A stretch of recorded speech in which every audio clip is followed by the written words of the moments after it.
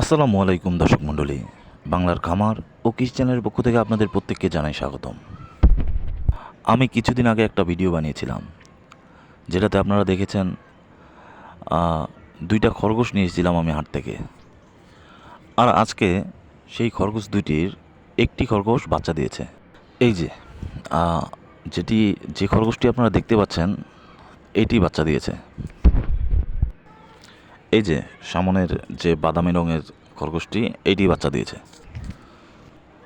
আমি যখন এই খরগোশটি হাট থেকে নিয়ে আসি তখন এটার বয়স ছিল 3 মাস, আর এখানে নিয়ে আসা হলো 3 মাস। তো তো সেই হিসেবে এর বয়স দাঁড়াচ্ছে এখন 6 মাস।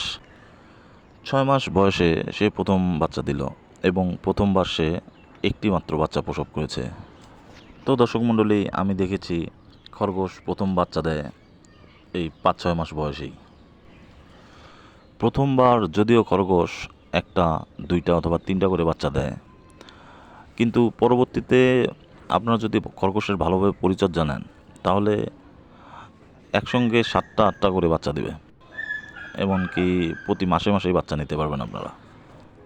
তো দর্শক মণ্ডলী, আমার এই ছাদ খামারটি আমি আবার আগের মতো খরগোশ দিয়ে পরিপূর্ণ করে ফেলবো ইনশাল্লাহ। আপনারা দোয়া করবেন, আর পরবর্তী ভিডিওর জন্য অবশ্যই চ্যানেলকে সাবস্ক্রাইব করে রাখবেন।